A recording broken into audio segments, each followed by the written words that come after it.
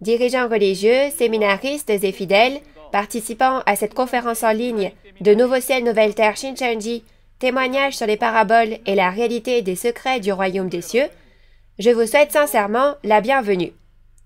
Je suis Kyu-sang Kim et je serai votre présentateur. La dernière fois, nous avons appris le véritable sens de l'époux, de l'épouse, de la veuve et de l'orphelin en parabole par l'intermédiaire de l'instructeur de la tribu de Barthélemy. La raison pour laquelle Nouveau Ciel, Nouvelle Terre Shincheonji, Église de Jésus, peut témoigner de la sorte du sens et de la vraie réalité des paraboles est que le temps promis est venu et toutes les paraboles ont été clairement ouvertes et qu'il y a le pasteur promis qui a vu et entendu aux côtés de Jésus tous les secrets du royaume des cieux qui étaient cachés. Aujourd'hui, j'espère que ce sera un temps au cours duquel vous apprendrez le sens des paraboles, qui sont la clé des secrets du royaume des cieux, et vérifierez même l'accomplissement physique de la parole et que vous obtiendrez ainsi une précieuse réalisation. Alors tout d'abord, nous allons prier. Dieu notre Père, véritablement aimant et très saint, envers qui nous sommes reconnaissants. Nous vous remercions sincèrement de nous avoir guidés en ce jour vers la vie et la parole et pour la grâce que vous nous avez donnée. En particulier, veuillez guider les précieux enfants de la foi de Dieu qui sont venus à cette conférence en ligne de Nouveau Ciel, Nouvelle Terre Shincheonji, témoignage sur les paraboles et la réalité des secrets du royaume des cieux aujourd'hui, afin qu'ils soient remplis de la parole et de la grâce. Il y a 2000 ans, Jésus a établi une nouvelle alliance par le sang, et c'est aujourd'hui que cette précieuse nouvelle alliance s'accomplit. En ce temps précieux, pour les croyants du monde entier qui espèrent le royaume des cieux, Jésus a envoyé le messager porte-parole de Jésus, le président de Nouveau Ciel, Nouvelle Terre Shincheonji, et lui a fait témoigner de tout ce qu'il a vu et entendu.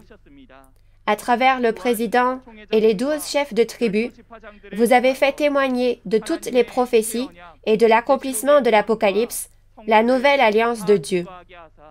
Et vous avez fait signer des protocoles d'entente avec les dirigeants religieux de chaque pays. À présent, ce sont les instructeurs du centre, ayant appris du pasteur promis et des 12 chefs de tribu, qui témoignent clairement des paraboles et de la réalité des secrets du royaume des cieux. Si l'on est un croyant précieux qui espère le royaume des cieux, aidez-nous donc à réaliser toute la parole qu'il donne. En particulier, nous prions pour que vous guidiez toutes choses, afin que ceux qui prêchent la parole et ceux qui la reçoivent aujourd'hui puissent réaliser la parole de Dieu et devenir un par la grâce. Nous croyons que vous dirigerez du début à la fin la conférence d'aujourd'hui et que vous nous guiderez afin que notre foi grandisse de façon éblouissante. Et nous avons prié au nom de Jésus qui a expié nos péchés. Amen. Il est maintenant temps de témoigner des paraboles et de leur accomplissement physique. Aujourd'hui, nous allons témoigner des paroles de la leçon numéro 20, la guerre entre Jérusalem et Babylone en parabole. Lorsque vous écouterez la parole, j'espère que vous ouvrirez grand votre cœur et que ce sera un temps pour obtenir une précieuse réalisation. Aujourd'hui, nous allons accueillir l'instructeur de la tribu de Matthieu, Simon Kim, qui délivrera la parole. Bonjour à tous les dirigeants religieux, séminaristes et croyants du monde entier qui espèrent le royaume des cieux. Bienvenue, je suis Simon Kim, un instructeur du centre qui a appris la parole du chef de la tribu de Matthieu, une des 12 tribus de Nouveau Ciel, Nouvelle Terre Shincheonji. Notre chef de tribu a lui-même appris du président de Nouveau Ciel, Nouvelle Terre Shincheonji, Manili. Merci infiniment de participer à la conférence en ligne de Nouveau Ciel, Nouvelle Terre Shincheonji d'aujourd'hui, intitulée Témoignage sur les paraboles et la réalité des secrets du royaume des cieux. Cette parole de la Bible est la carte du royaume des cieux sur laquelle le chemin menant au royaume des cieux est inscrit. Nous sommes d'origine, de pays et de dénominations différents, mais nous sommes des croyants qui espèrent le royaume des cieux à travers la même parole de Dieu. J'espère donc que ce temps sera un moment précieux au cours duquel nous briserons les murs des dénominations et des confessions afin de réaliser les paraboles et la réalité des secrets du royaume des cieux et d'accomplir notre espérance. Nous allons partager la parole d'aujourd'hui. Le titre de la parole est Leçon introduction numéro 20, la guerre entre Jérusalem et Babylone en parabole. Que savez-vous des guerres dont on parle dans la Bible? Les guerres dans la Bible parlent effectivement de guerres physiques que nous connaissons bien, mais également de guerres spirituelles comparées à des guerres physiques. Je suis sûr que les dirigeants religieux connaissent bien ces choses aussi. Cependant, j'espère que vous écouterez ce que je vais expliquer aujourd'hui et que vous le graverez dans votre cœur. Dans la Bible, il y a eu des guerres entre la Jérusalem et la Babylone physique dans l'histoire. Et il y a également des guerres entre la Jérusalem et la Babylone spirituelle par comparaison avec ces guerres physiques. Tout d'abord, laissez-moi vous donner les réponses aux paraboles que nous allons apprendre aujourd'hui. C'est la guerre entre Jérusalem et Babylone en parabole. Nous allons donc en faire 3 thèmes principaux que nous allons examiner. La réponse pour Jérusalem en parabole est la dénomination du peuple élu appartenant à Dieu. La réponse pour Babylone en parabole est la dénomination païenne des démons appartenant à Satan. Et la réponse concernant la guerre en parabole entre ces deux dénominations est la guerre de doctrine, qui est une guerre spirituelle. Nous allons chercher dans la Bible ensemble pourquoi les réponses aux paraboles sont telles que mentionnées ci-dessus. Permettez-moi de vous expliquer les réponses aux paraboles. Premièrement, Jérusalem en parabole est la dénomination du peuple élu appartenant à Dieu. Lisons Luc 21, versets 20 à 21, le verset qui contient cette parabole. Lorsque vous verrez Jérusalem encerclée par des armées, sachez que sa destruction est proche. Alors que ceux qui seront en Judée s'enfuient dans les montagnes, que ceux qui seront à l'intérieur de Jérusalem en sortent, et que ceux qui seront dans les champs n'entrent pas dans la ville. Vous avez bien lu? Les paroles de Luc 21 sont des prophéties des 4 évangiles au sujet du second avènement du Seigneur. Jésus a dit qu'au second avènement du Seigneur, lorsque l'on verra Jérusalem encerclée par des armées, il faut savoir que sa destruction est proche et il faut fuir dans la montagne. Il y a forcément un temps au cours duquel les paroles de la prophétie s'accomplissent et apparaissent. Alors, pourquoi nous a-t-il annoncé ces choses à l'avance? Il nous a annoncé ces choses à l'avance pour que tous puissent fuir vers la montagne lorsque cette parole s'accomplit. Alors, cela ne s'applique-t-il qu'à ceux qui vivent dans la Jérusalem physique? Non. La Jérusalem en parabole de la référence principale est la Jérusalem spirituelle, et nous, qui vivons au temps du second avènement du Seigneur, devons savoir où se trouve la Jérusalem spirituelle retenue captive et où se trouve la montagne vers laquelle il faut fuir. La première chose à savoir est que les noms de pays, de lieux et de personnes apparaissant dans les prophéties sont des paroles écrites en parabole par comparaison avec le contexte historique. Par exemple, si vous regardez les paroles d'Apocalypse de Jean, qui est le livre prophétique représentatif du Nouveau Testament, au chapitre 11, verset 8, on parle d'un endroit appelé la Grande Ville, où les 2 témoins de Jésus ont été tués lors de la fin du monde. Et il est dit que c'est dans un sens spirituel, comme Sodome, comme l'Égypte et comme le mont Golgotha, là où Jésus a été crucifié. Sodome, l'Égypte et le mont Golgotha sont des lieux géographiquement éloignés les uns des autres. Comment cet endroit appelé la Grande Ville pourrait-il être à la fois Sodome, l'Égypte et Golgotha? D'un point de vue spirituel, en les comparant au contexte historique, c'est en fait comme Sodome, qui est corrompu et perverti, comme l'Égypte, où Moïse et Aaron ont combattu Pharaon pour faire sortir le peuple de Dieu, et c'est comme le lieu où Jésus est mort crucifié alors qu'il était innocent. Par conséquent, il est important de savoir que les noms de pays et les noms de lieux apparaissant dans les prophéties ont une signification spirituelle lorsqu'on les compare à leur contexte historique, et il est important de réaliser la réalité des paraboles lorsque les prophéties du Nouveau Testament s'accomplissent. Concernant Jérusalem, il y a la Jérusalem physique et la Jérusalem spirituelle, par comparaison à l'histoire de la Jérusalem physique. Si nous regardons la Jérusalem physique, dans l'histoire passée de l'Ancien Testament, Jérusalem était le royaume et la ville du peuple élu physique avec qui Dieu était sur cette terre. Le royaume du peuple que Dieu a choisi est Jérusalem. Dans Jérémie 3, verset 17, Dieu dit, « En ce temps-là, on appellera Jérusalem le trône de l'Éternel, Jéhovah. » Cela ne fait pas référence à un simple nom de lieu, mais on utilise un nom de lieu physique pour signifier que peu importe l'endroit, là où Dieu se trouve, c'est Jérusalem.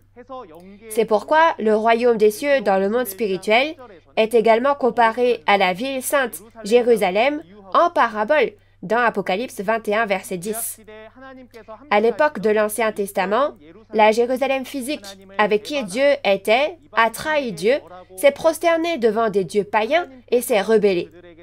Dieu s'est alors éloigné d'elle, il l'a quittée, et en ce temps-là, il a prophétisé dans Jérémie 3,14 qu'il appellerait et rassemblerait à Sion un d'une ville et deux d'une famille, et qu'il les éduquerait avec intelligence et sagesse. Lorsque le temps vient, Dieu, qui avait déjà quitté la Jérusalem physique, rassemble son peuple élu et vient à cet endroit. Alors l'endroit avec lequel Dieu se trouve est donc appelé Jérusalem.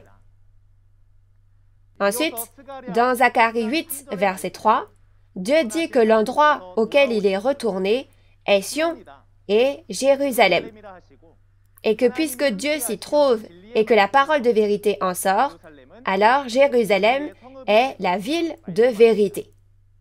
Par conséquent, la Jérusalem spirituelle est l'endroit où Dieu se trouve et l'endroit duquel la parole de vérité sort.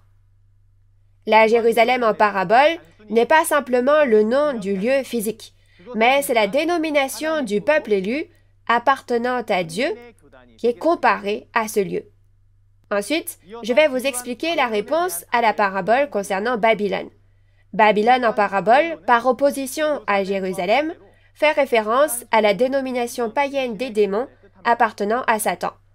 Nous allons lire Apocalypse 17, verset 5, le verset concernant la parabole sur Babylone. Sur son front était écrit un nom, un mystère. Babylone la grande, la mère des impudiques et des abominations de la terre.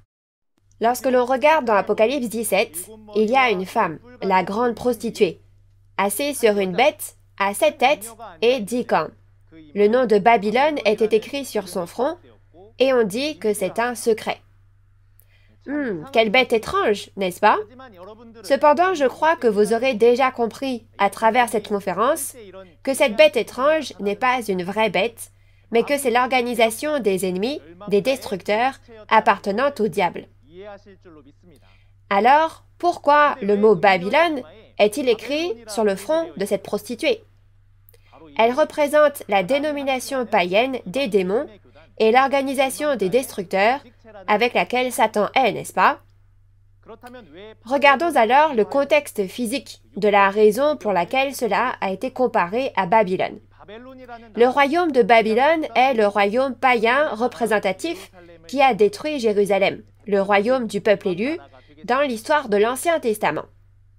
Israël, le royaume avec lequel Dieu se trouvait, a vu son roi Salomon pécher, comme dans 1er Roi chapitre 11.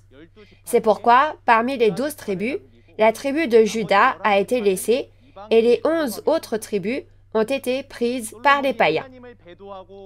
Parce que Salomon a trahi Dieu et adoré des dieux païens, le pays a été divisé.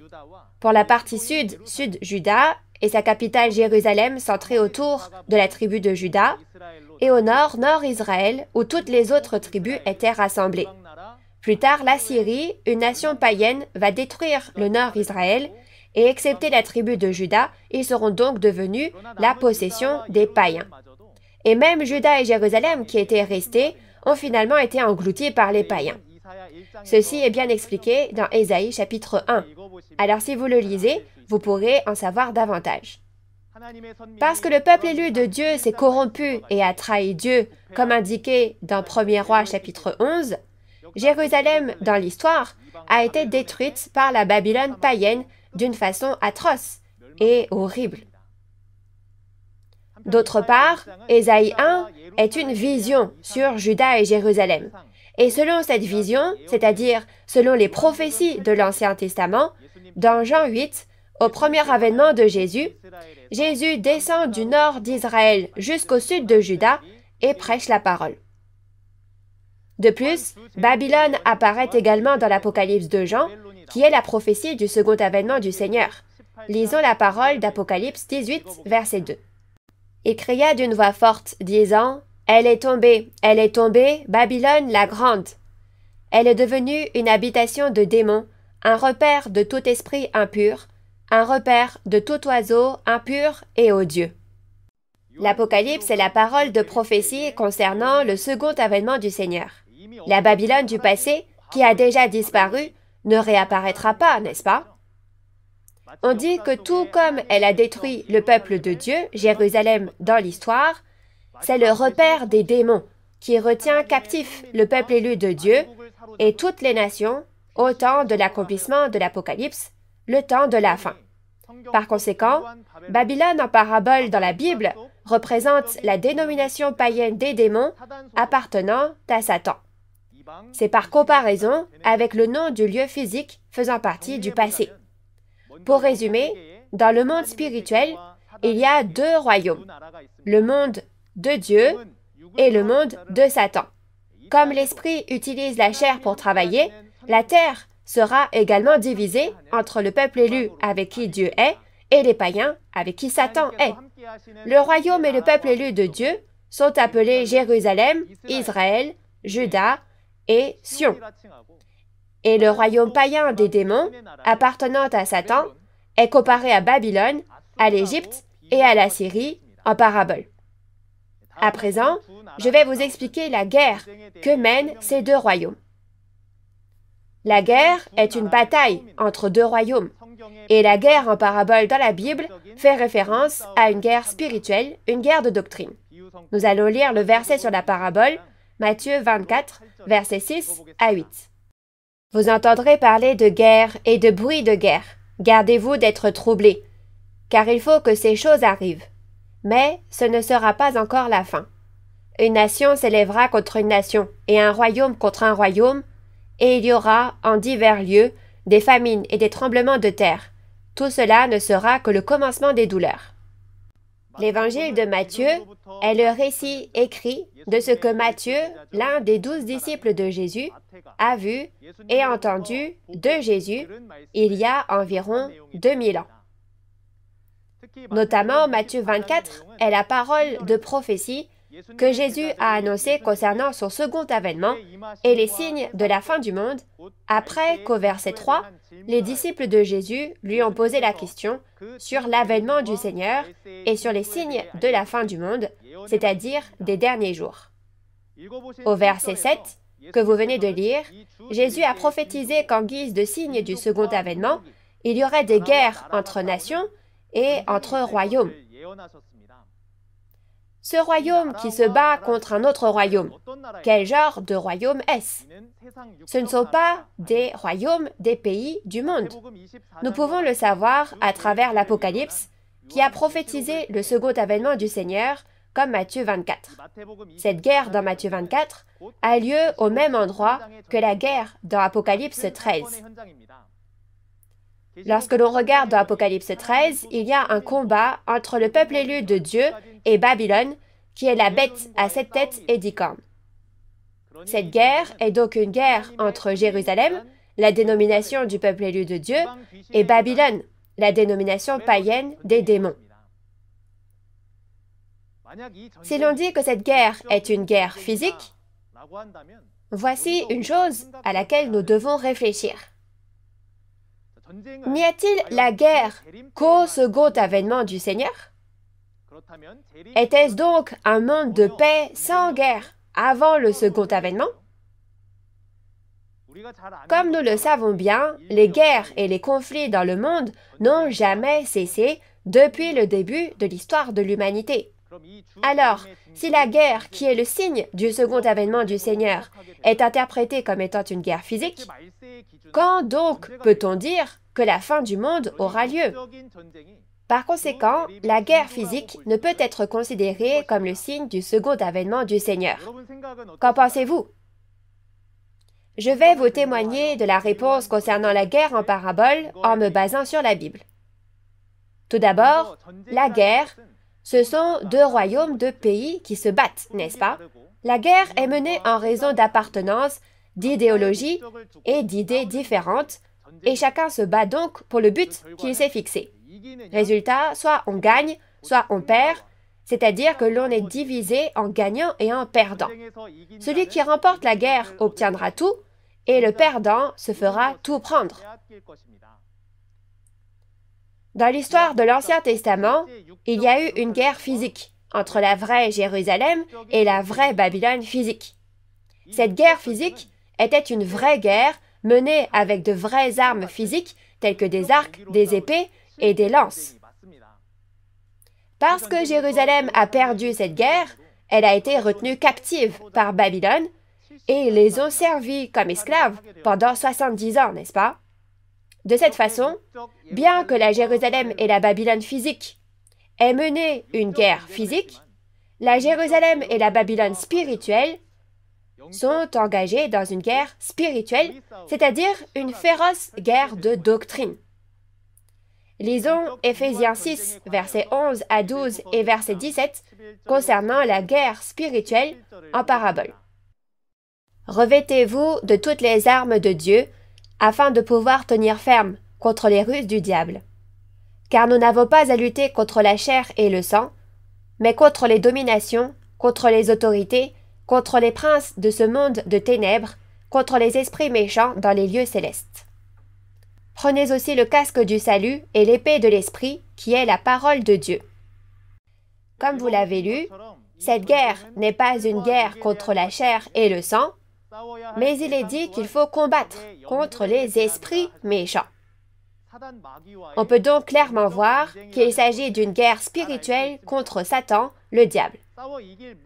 Au verset 17, il est dit que les armes avec lesquelles on combat et vainc sont le casque du salut et l'épée de l'Esprit Saint, soit la parole de Dieu, n'est-ce pas? Alors je crois que vous comprendrez que l'arme utilisée pendant la guerre spirituelle n'est pas une arme du monde, mais la parole de Dieu. Dans 2 Corinthiens, chapitre 10, versets 3 à 6, il est également dit que les armes avec lesquelles nous combattons ne sont pas charnelles et qu'il faut renverser les raisonnements et amener à l'obéissance de Christ. Ainsi, l'arme pour combattre est la parole de vérité de Dieu. Dans le monde spirituel, il y a deux royaumes, et sur cette terre également, c'est divisé entre la dénomination du peuple élu de Dieu et la dénomination païenne du diable Satan. Jérusalem et Babylone dans l'histoire ont été utilisés en parabole, et ces deux mondes sont en guerre, n'est-ce pas? Alors comment se font-ils la guerre? C'est une guerre spirituelle, de doctrine, dans laquelle le vrai pasteur de Dieu combat avec la vérité contre le faux pasteur de Satan qui use de la fausse vérité, le mensonge. Ainsi, j'espère que vous tous qui écoutez ces paroles utiliserez comme arme cette épée du Saint-Esprit, soit la parole de vérité de Dieu, et que nous vaincrons ensemble dans la guerre contre Satan. Dans Luc 21, verset 20 à 21, le verset concernant la parabole d'aujourd'hui, il est dit qu'au second avènement du Seigneur, il faut fuir vers la montagne lorsque vous verrez Jérusalem investie par des armées, n'est-ce pas? De plus, dans Matthieu 24, versets 15 à 16, il est également dit que lorsque vous verrez l'abomination de la destruction dont a parlé le prophète Daniel, établie en lieu saint, il faut fuir vers la montagne. Cela signifie que Jérusalem sera capturée par le destructeur, qui est donc Babylone. Dans Daniel 12, il est dit de garder ces paroles secrètes jusqu'au temps de la fin, car il y aura une guerre entre Jérusalem et Babylone dans les derniers jours, n'est-ce pas? Nous allons donc voir la réalité de cette guerre au second avènement. Au temps de l'accomplissement de l'Apocalypse, soit le second avènement du Seigneur, il y a deux guerres opposant le royaume de Dieu au royaume de Satan. Je vais vous parler de la première guerre spirituelle au second avènement. Comme nous l'avons vu à travers la parole d'Apocalypse 1:20, lorsque les paroles de l'Apocalypse s'accomplissent, tout comme Jean-Baptiste au premier avènement, les 7 messagers des 7 étoiles qui préparent le chemin et le tabernacle des 7 chandeliers d'or dans lequel ils œuvrent apparaissent. Ce tabernacle des 7 chandeliers d'or où se trouvent les 7 étoiles, et ces étoiles, où sont-ils? Oui, ils sont dans le ciel, n'est-ce pas? Dans Apocalypse 13, verset 6, ce lieu est le tabernacle, soit le ciel. C'est pourquoi il est appelé le tabernacle du ciel.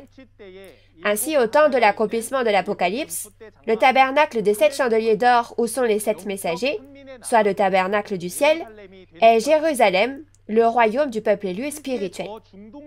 Je pense que vous saviez clairement qu'il ne s'agissait pas réellement de la Jérusalem physique au Moyen-Orient. Cependant, comme dans la parole d'Apocalypse 2 et 3, ces 7 messagers du tabernacle des 7 chandeliers d'or qui préparaient le chemin du Seigneur ont abandonné leur premier amour, Jésus, et ils ont transgressé l'alliance qu'ils avaient faite avec Dieu. Alors ce tabernacle du ciel sera détruit à cause de sa trahison par la bête de l'Apocalypse, Babylone. Lisons les paroles d'Apocalypse 13, versets 6 à 7. « Et elle ouvrit sa bouche pour proférer des blasphèmes contre Dieu, pour blasphémer son nom et son tabernacle, et ceux qui habitent dans le ciel. Et il lui fut donné de faire la guerre aux saints et de les vaincre. Et il lui fut donné autorité sur toute tribu, tout peuple, toute langue et toute nation. » Lorsque l'on regarde dans Apocalypse 13, il y a une bête à 7 têtes et 10 cornes qui monte de la mer et entre. C'est la bête que nous avons vue juste avant, n'est-ce pas? On peut voir que cette bête va détruire le tabernacle des 7 chandeliers d'or qui a trahi. Ainsi, dans la première guerre au temps de l'Apocalypse, le tabernacle du peuple élu où se trouvaient les 7 messagers a été vaincu et la bête Babylone, le destructeur, a gagné. En ce temps-là, le tabernacle du peuple élu qui a trahi est la réalité de Jérusalem qui se fait détruire dans la prophétie de Luc 21, et la bête Babylone est la réalité de l'armée des païens qui mène en captivité. Ainsi, dans le verset concernant la parabole, Apocalypse 17, verset 5, le nom écrit sur le front de la prostituée qui est assise sur la bête à 7 têtes et 10 cornes est Babylone, n'est-ce pas? La raison en est qu'au second avènement du Seigneur, cette prostituée et cette bête sont l'organisation des destructeurs qui détruit Jérusalem, le tabernacle du peuple élu de Dieu. De plus, il est dit dans Apocalypse 18 que toutes les nations sont tombées à cause du vin de l'impudicité de cette Babylone. La Jérusalem spirituelle, avec qui est Dieu, a été détruite par la Babylone spirituelle, le royaume de Satan, à cause de sa trahison, et toutes les nations ont été capturées par Babylone et sont tombées sous le contrôle de Satan. Alors cela ne devrait pas se terminer ainsi, n'est-ce pas? Tout comme Jésus a combattu et vaincu avec la parole de vérité et a restauré la nouvelle Jérusalem au premier avènement, au temps de l'accomplissement de l'Apocalypse, il y a l'œuvre qui consiste à combattre et vaincre les destructeurs Babylone, et une nouvelle Jérusalem avec qui est Dieu doit être créée. Ainsi, nous pouvons savoir, à propos de la deuxième guerre spirituelle, au temps du second avènement, au chapitre 12. Le vainqueur et ses frères qui combattent contre ces destructeurs, soit Babylone ou la bête, apparaissent. Alors qu'ils gagnent la guerre contre Babylone, le royaume des démons avec qui le dragon est, ils restaurent le royaume de Dieu et créent un royaume éternel. C'est la Jérusalem recréée. Ils ont combattu et vaincu jusqu'à la mort avec le sang de l'agneau, soit la parole de Jésus, et la parole de leur témoignage, comme il est dit dans Apocalypse 12, verset 11. Ce sont de vrais croyants qui vont jusqu'à abandonner leur vie pour le travail de Dieu, et le royaume de Dieu établi à travers ses vainqueurs est le temple du tabernacle du témoignage d'Apocalypse 15. Cet endroit est le nouveau royaume de Dieu avec qui Dieu est et où toutes les nations viendront adorer au temps de l'accomplissement de l'Apocalypse. Et il y a une guerre dans laquelle les vainqueurs d'Apocalypse 12 jugent les traîtres et les destructeurs. Dans Apocalypse 15, les vainqueurs d'Apocalypse 12 sont devenus les coupes de la colère de Dieu, et dans Apocalypse 16, en versant ces coupes sur Babylone, ils combattent contre les traîtres et les destructeurs et vainquent. Si tel est le cas, au temps de l'accomplissement de l'Apocalypse, nous devons non seulement trouver le vainqueur promis dans cette Bible, mais aussi trouver la Jérusalem créée à nouveau et restaurée à travers lui. Si nous regardons la réalité de la guerre au second avènement, la lampe qui prépare le chemin, les 7 étoiles et le tabernacle des 7 chandeliers d'or que Dieu a choisis sont apparus au second avènement. Cet endroit est l'Israël spirituel, n'est-ce pas? Cependant, à cause de leur trahison, Dieu est parti et les destructeurs, soit la bête Babylone, sont entrés. De cette manière, dans la première guerre, Jérusalem du monde précédent qui a trahi a été vaincue et Babylone a remporté la victoire.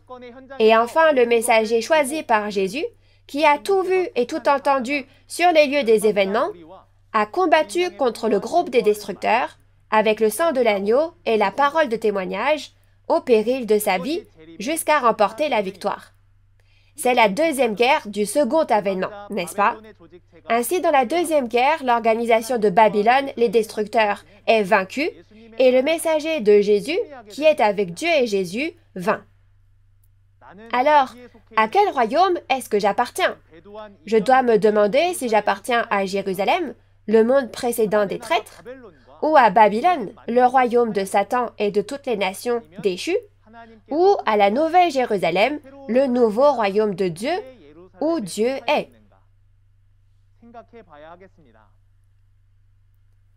Où Jérusalem devait-elle fuir lorsqu'elle serait assiégée et détruite par Babylone? Il fallait tout de suite fuir vers la montagne, n'est-ce pas?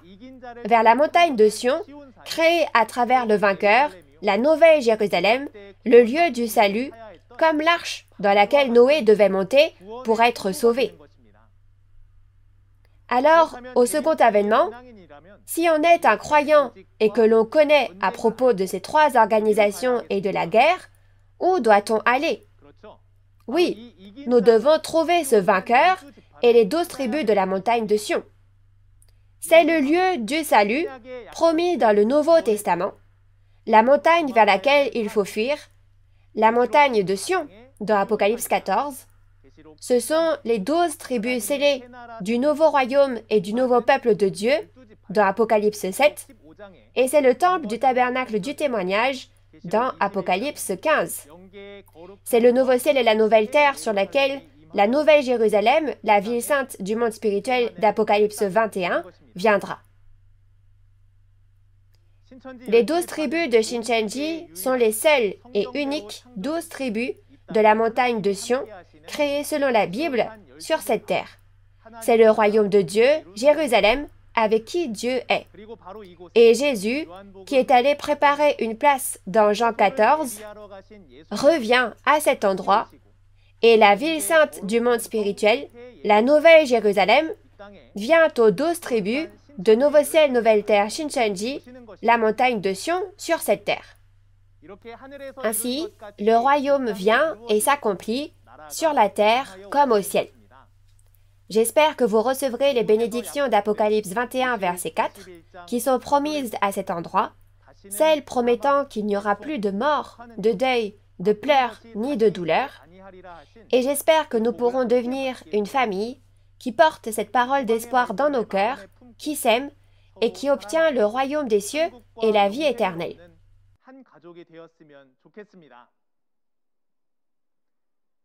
Nous allons passer à la conclusion de la parole d'aujourd'hui, concernant la guerre entre Jérusalem et Babylone en parabole.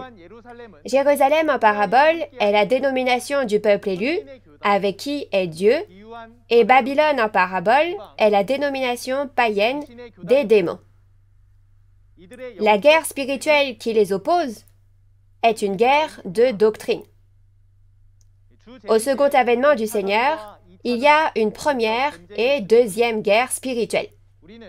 Lorsqu'il y a la guerre spirituelle de l'Apocalypse, nous devons trouver le vainqueur promis qui a vaincu dans la guerre contre le groupe de Satan, et nous devons gagner la guerre contre Satan ensemble afin de devenir le royaume du peuple élu qui est avec Dieu.